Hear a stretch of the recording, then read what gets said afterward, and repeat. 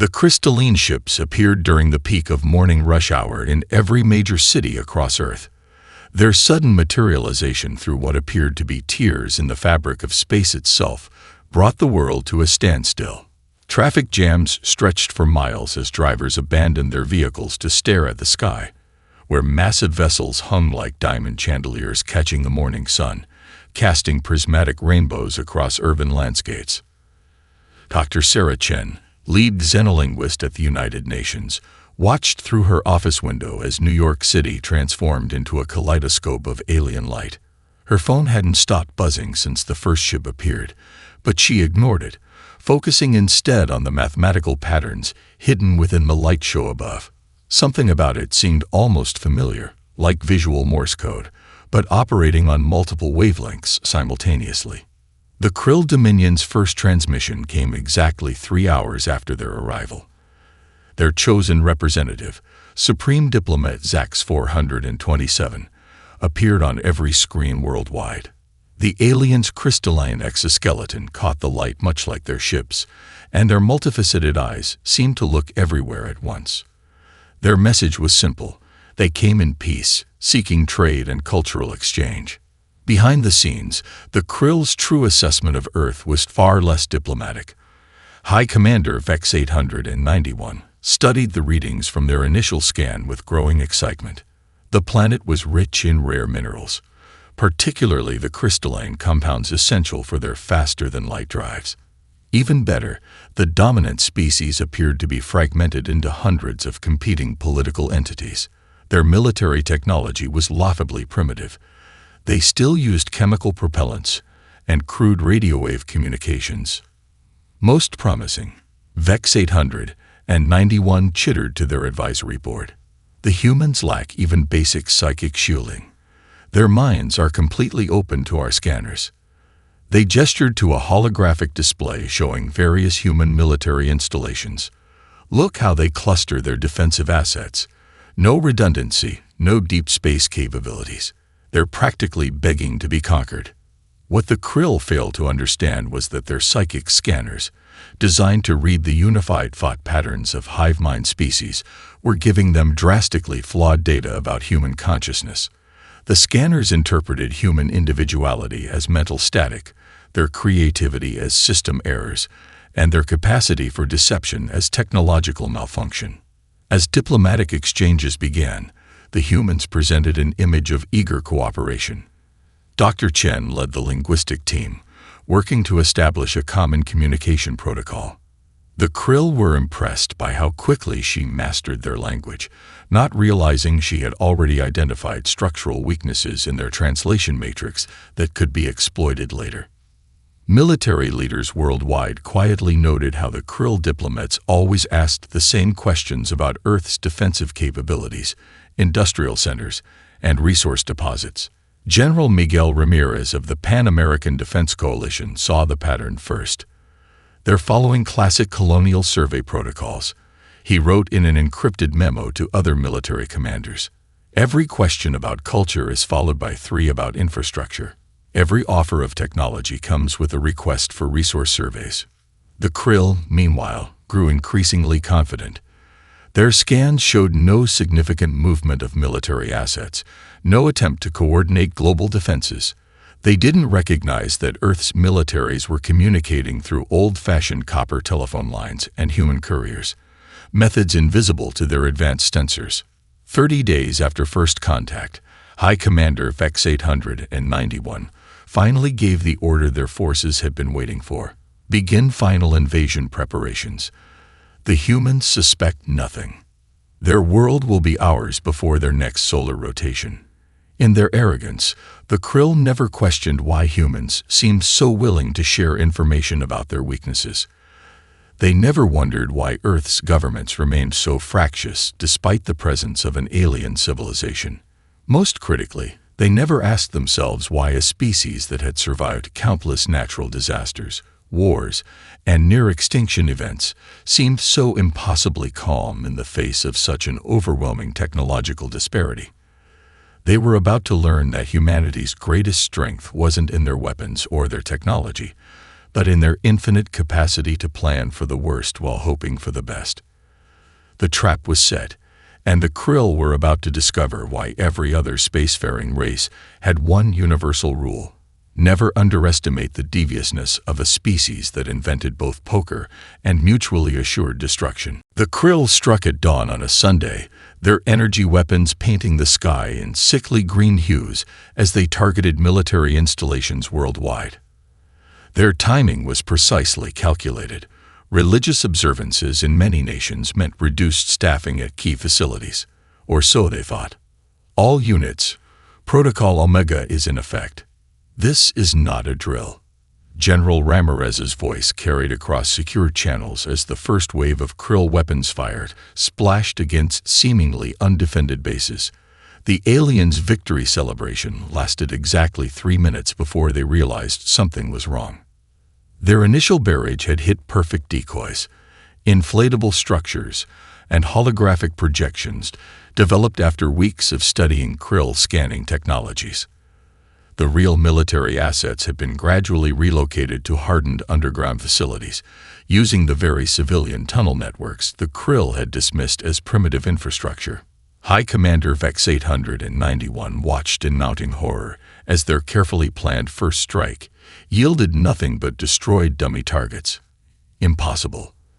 Our scans showed their forces consolidated in these locations. Their crystalline exoskeleton flickered with agitation as subordinates reported similar results worldwide.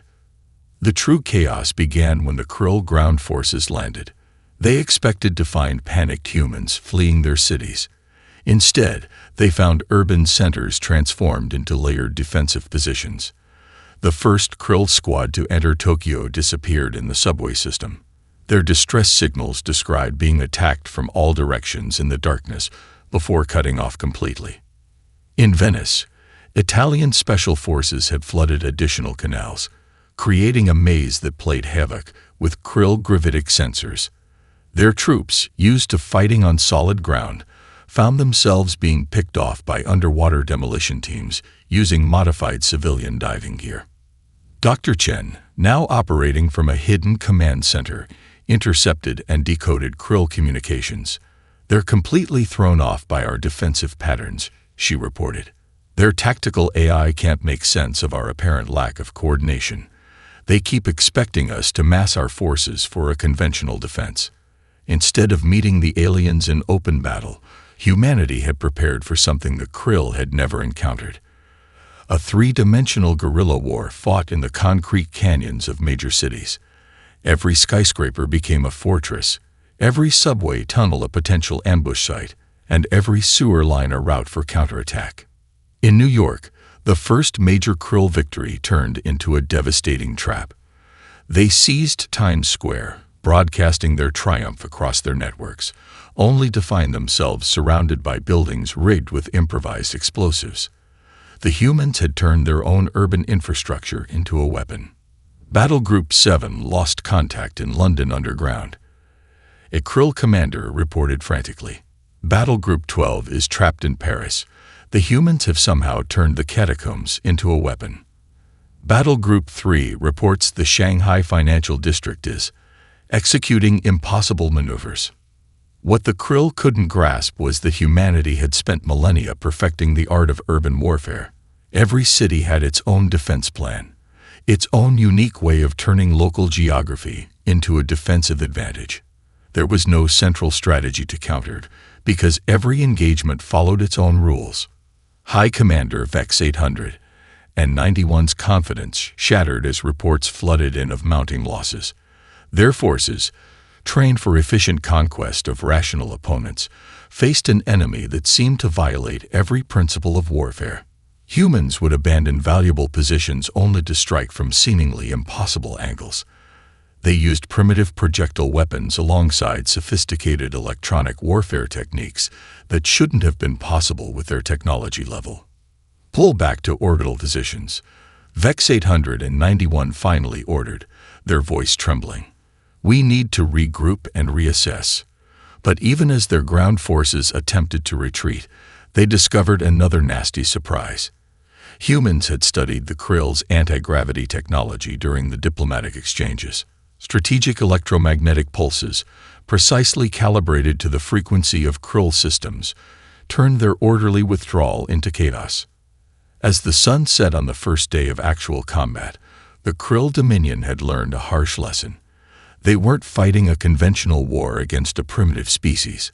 They had stumbled into a carefully prepared killing field where every human structure could be a weapon, and every civilian could be a soldier. Their technological superiority meant nothing against an enemy who had turned their entire civilization into one massive defense system. 1 month into the invasion, the Krill faced a devastating reality. Their advanced combat algorithms, perfected across 1,000 conquered worlds, were worse than useless on Earth. Their tactical AI systems, designed to predict enemy movements, had begun experiencing cascading failures from trying to process human behavior patterns.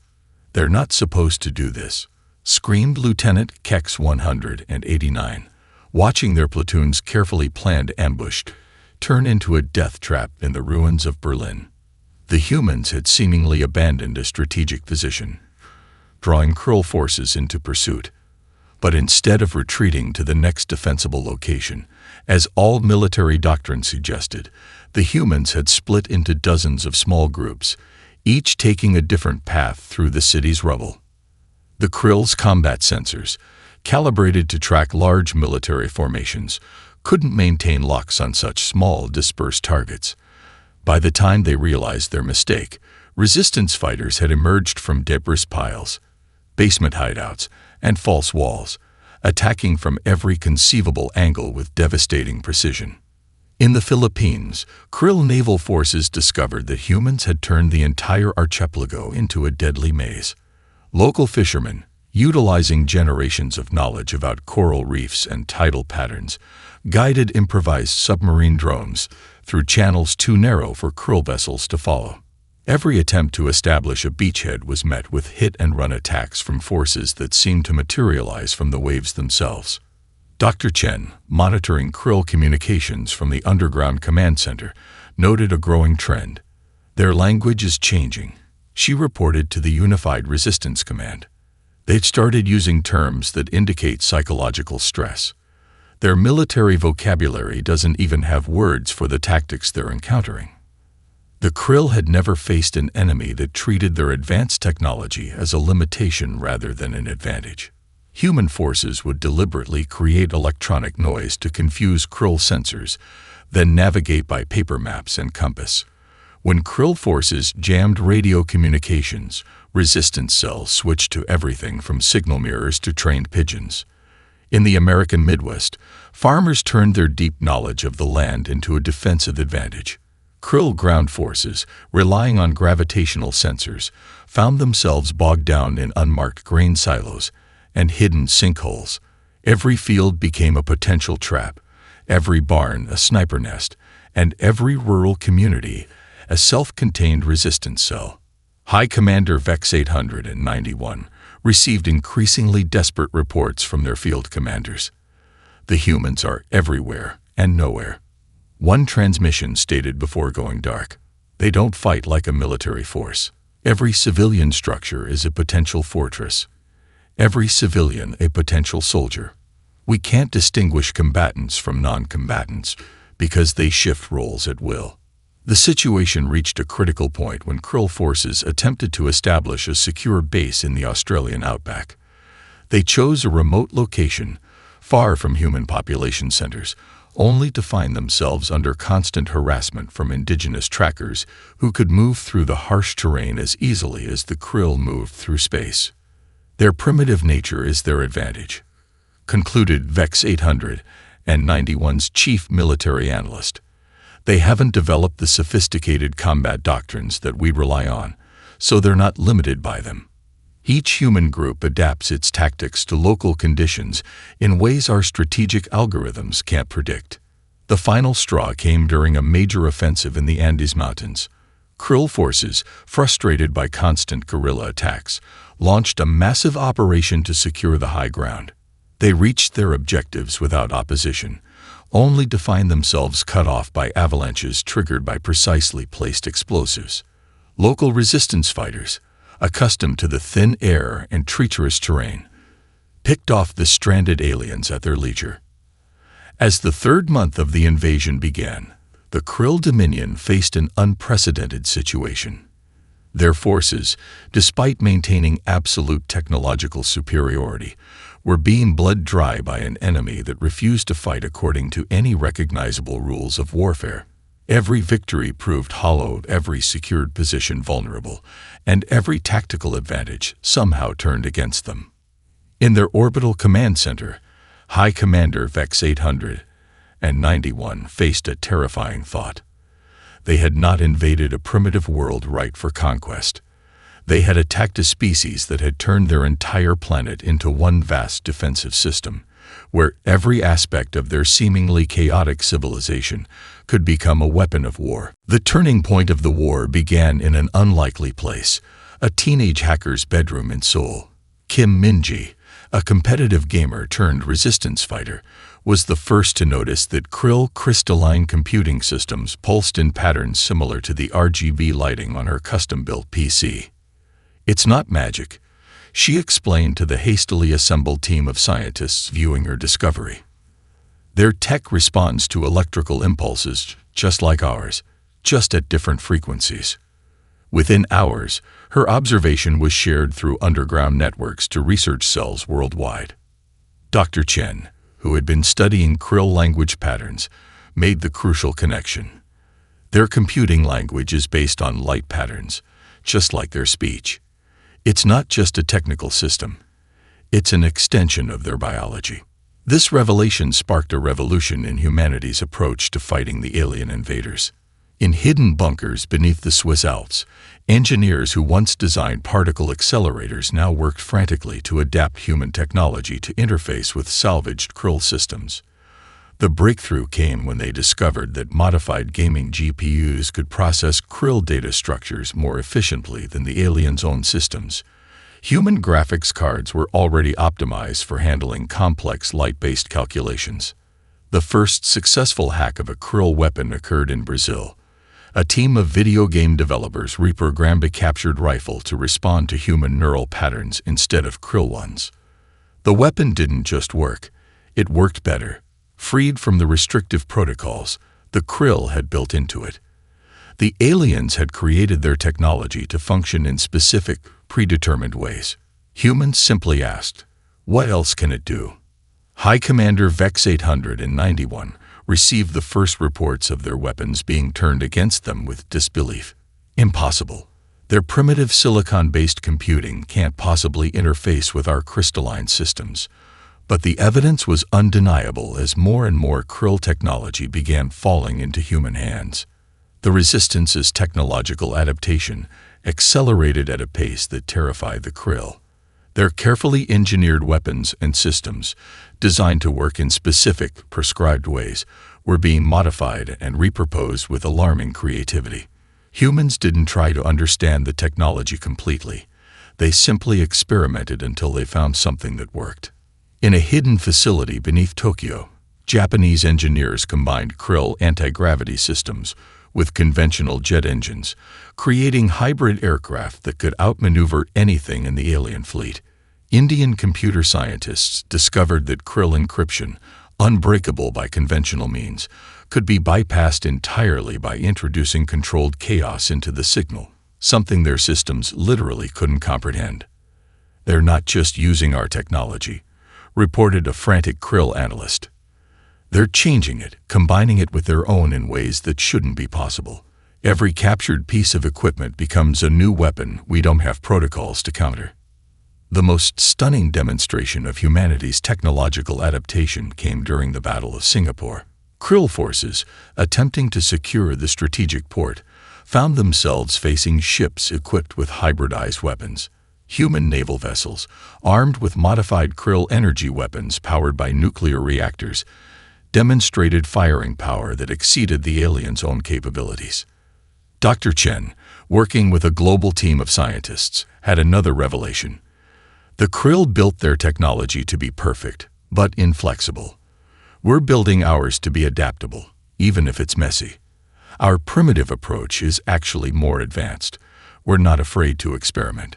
The final blow to Krill technological superiority came when a coalition of gaming companies revealed they had been secretly developing interfaces between human neural networks and alien technology. Using modified VR headsets, human operators could control Krill systems more intuitively than their original users. The aliens had built their technology to work with their rigid, hierarchical thought patterns. Human minds, chaotic and creative, could push the same technology far beyond its intended limits. High Commander Vex 891 watched in horror as reports flooded in of humans, not just using Krill technology, but improving it. Their perfect, crystalline systems were being transformed into hybrid monstrosities that violated every principle of their engineering. But these violations were exactly what made them so effective. Humans didn't care about technological purity, only results. As the fourth month of the war began, the Krill faced a new reality. Their technological superiority, the foundation of their military doctrine, was rapidly becoming a liability. Every piece of their advanced technology that fell into human hands became something new, something unpredictable, something their rigid military doctrine had no answer for. The Krill's first inkling that they had completely underestimated human digital capabilities came when their orbital command and control networks began playing "Never Gonna Give You Up" on endless loop. The Psychological Warfare Division initially dismissed it as a primitive annoyance attack. They didn't realize it was just the distraction. While Krill technicians frantically worked to purge Rick Astley from their systems, a coalition of international hackers had already penetrated their primary defense grid. The aliens had built their networks on perfect mathematical principles, making them theoretically unbreakable. They never considered that humans would simply ignore those principles entirely. Their security is like a perfect titanium wall, explained Marcus Wong, a former Black Hat hacker now leading the cyber warfare team from a bunker in Malaysia. So we didn't try to break through it. We went around it, under it, and sometimes convinced it that we were supposed to be there all along. The Krill's centralized network architecture, a marvel of efficiency, proved to be their greatest weakness. They had no concept of air-gapped systems or redundant networks. Why would they? In their experience, a perfect system needed no backup. When human hackers introduced chaos into their networks, the aliens had no secondary systems to fall back on. Dr. Chen's linguistic insights proved crucial once again. Their computer code is an extension of their language, beautiful, precise, and utterly literal.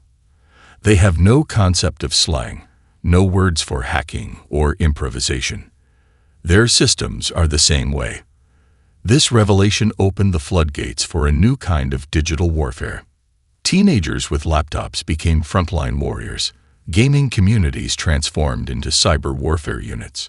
The Krill found their communications flooded with memes, their targeting systems redirected by modified game controllers, and their navigation computers convinced that Earth's McDonald's restaurants were actually defensive installations that should be avoided at all costs.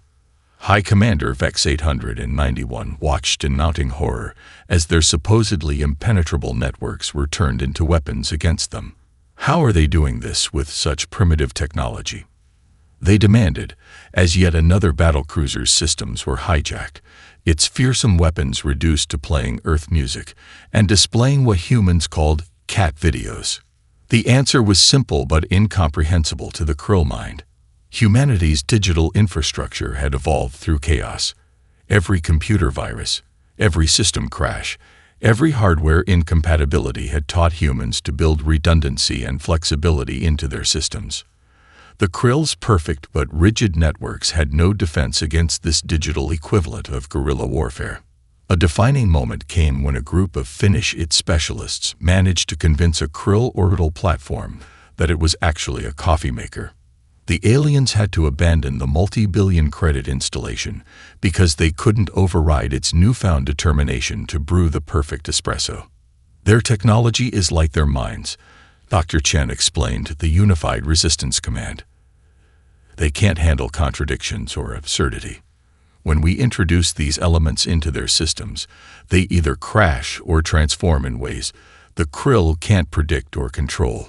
The Resistance's greatest cyber victory came from an unexpected source: social media algorithms. A team of former content moderators realized that the pattern recognition systems used to target ads could be modified to predict and manipulate Krill battlefield communications. The aliens found their tactical networks flooded with carefully targeted disinformation, each piece precisely crafted to exploit their psychological blind spots. Krill ground forces, relying on network tactical displays, found their reality augmented with false information that seemed perfectly legitimate according to their protocols. Supply ships arrived at coordinates that existed only in corrupted databases. Battle plans were executed against phantom human formations, while actual resistance fighters struck from unexpected directions. As their network infrastructure crumbled, the Krill made a fatal mistake. They attempted to isolate their systems, cutting off communication between units to prevent human intrusion. In doing so, they sacrificed the coordination that was the foundation of their military doctrine. Individual Krill commanders, unable to adapt to autonomous operation, found themselves paralyzed by indecision. High Commander Vex 891, watching their perfect military machine disintegrate into chaos, finally understood their error. They had dismissed human digital technology as primitive because it was imperfect, never realizing that those imperfections were actually sophisticated adaptations. In building their networks to be flawless, the Krill had made them inflexible. Humanity's primitive systems, evolved through trial and error, were far more robust than anything the aliens had engineered. The first recorded mental breakdown of a Krill soldier occurred in the ruins of Cairo. The alien warrior, found huddled in the shadow of a pyramid, kept repeating the same phrase in their crystalline language. When Dr. Chen translated the words, she felt a chill. The shadows are wrong. The angles don't make sense. Nothing here makes sense. It wasn't an isolated incident. Across the globe, Krill forces were crumbling under the psychological pressure of fighting on Earth. Their species evolved on a world of perfect crystalline structures and predictable patterns, found Earth's organic chaos increasingly unbearable. Their minds are literally breaking, Dr. Chen reported to the Resistance leadership. Everything about Earth, our architecture, our tactics, even our bacteria, violates their fundamental understanding of how the universe should work. The bacterial factor proved especially devastating. The Krill's sterile ships and perfect environmental suits couldn't cope with Earth's vibrant microscopic ecosystem. Even minor exposures to Earth's environment left their troops fighting constant low-grade infections, their immune systems overwhelmed by millions of years of evolved terrestrial microorganisms. High Commander Vex 891 received increasingly disturbing reports from their medical units. Krill soldiers were experiencing hallucinations, paranoid episodes, and complete psychological collapse. The very atmosphere of Earth seemed to be waging war on their sanity. The planet's stronger gravity strained their crystalline bodies, while its atmospheric pressure made them feel constantly compressed. But the physical discomfort was nothing compared to the psychological torture of fighting humans. The Krill military mind, trained to seek and exploit patterns, found none in human resistance tactics. Every attempt to establish predictable enemy behavior failed. Each engagement seemed to follow its own unique, incomprehensible logic. They strike without pattern. A Krill field commander's final report, read before their position was overrun. They retreat when they should advance, fight when they should surrender, and sometimes they just laugh. In the middle of battle, they laugh. The human resistance, now understanding their psychological advantage, began exploiting it mercilessly. In Australia, Aboriginal warriors would deliberately leave inexplicable patterns of rocks around Krill encampments, driving the pattern-obsessed aliens to distraction trying to decode their non-existent meaning. Urban resistance fighters learned to rearrange debris into configurations that the Krill found mentally disturbing, organic curves and seemingly impossible angles that violated their sense of geometric perfection. Sound weapons were modified to broadcast frequencies that, while harmless to humans, resonated painfully with the aliens' crystalline physiology. The first Krill defector emerged 6 months into the war, approaching a resistance checkpoint in Vancouver with their weapons powered down. Through Dr. Chen's translation matrix, they revealed a devastating truth. Your world is a nightmare that our training never prepared us for. Each day, more of our soldiers wonder if we are fighting a species or the planet itself. This defection opened a flood of psychological intelligence. The resistance learned that the Krill's hierarchical society had no concept of individual adaptation. Their soldiers, unable to cope with Earth's endless variations, couldn't adjust their tactics without explicit orders. But those orders never came because their commanders were equally paralyzed by the planet's chaos. In the Amazon rainforest, entire Krill units went dark after encountering the sheer overwhelming biodiversity of the jungle. Their sensors, attempting to catalog and classify every life form, crashed under the data load. The soldiers, trapped in an environment with more organic variation than their entire home world, suffered complete psychological collapse. High Commander Vex 891, watching their mighty invasion force crumble from within, faced a terrifying realization. They had prepared to fight a primitive species, but instead found themselves battling an entire biosphere that seemed purpose-built to drive them mad. Every aspect of Earth that they had dismissed as chaotic or primitive was actually a weapon they had no defense against. The final blow to Krill morale came when their psychologists identified a terrifying trend. Extended exposure to Earth was changing their people. Younger soldiers were beginning to show signs of individual thought, questioning orders, and even worse, adapting to the chaos. To the rigid Krill hierarchy, this was more terrifying than any military defeat. Their perfect, crystalline society was being corrupted by mere contact with Earth's disorder. Operation Thunderstrike began with silence. Across the globe, power grids went dark in a coordinated shutdown that plunged Earth's cities into darkness. The Krill celebrated what they thought was the final collapse of human infrastructure. They didn't realize they were watching humanity's greatest deception. As the aliens redirected their sensors to track heat signatures and movement, resistance forces were already on the move. Dr. Chen's team had discovered that Krill scanning technology had a crucial blind spot. They couldn't process multiple contradictory data streams simultaneously. The global blackout was designed to force them to switch to secondary scanning methods, leaving them vulnerable to what came next. When power returned 48 hours later, the Krill faced a transformed enemy. Hidden manufacturing facilities, buried deep underground, had spent months preparing for this moment. Hybrid weapons, combining human ingenuity with reversed-engineered Krill technology, emerged from concealment worldwide.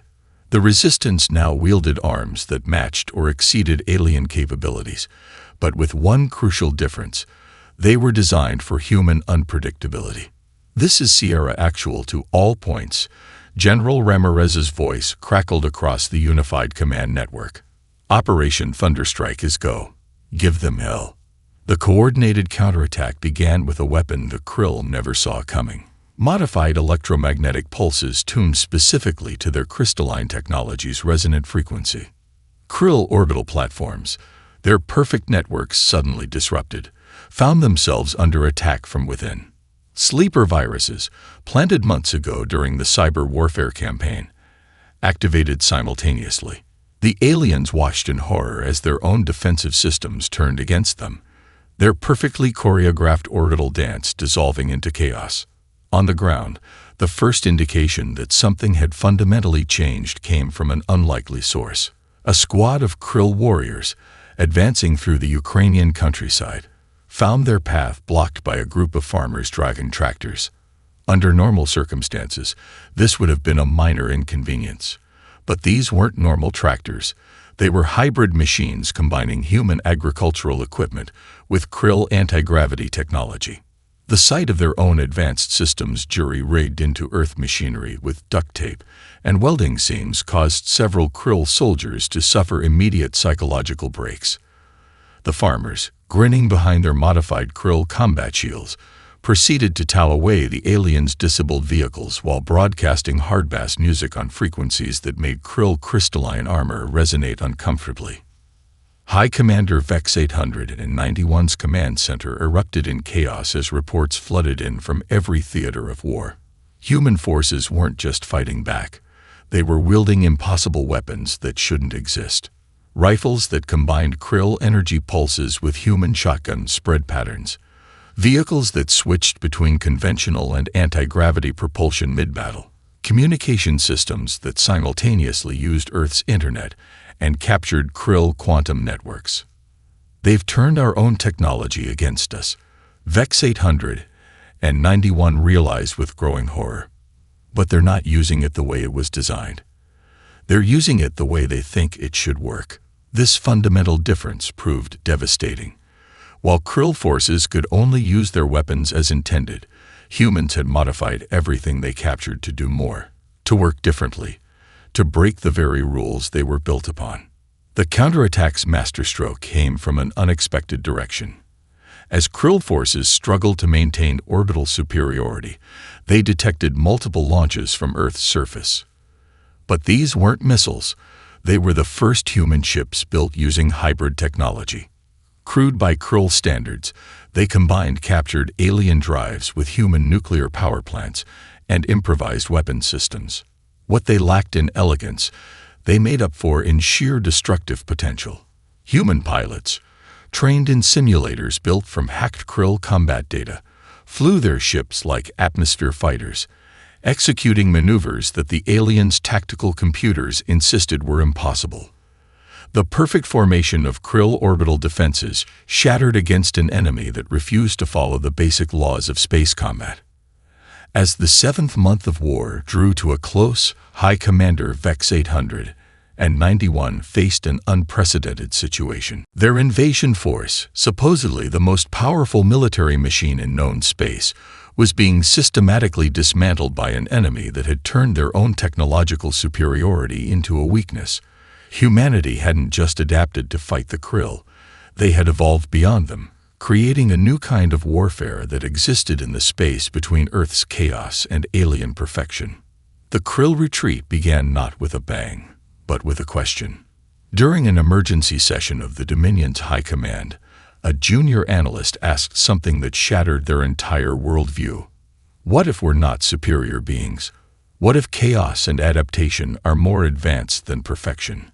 The question spread through the Krill command structure like a virus, impossible to contain or suppress.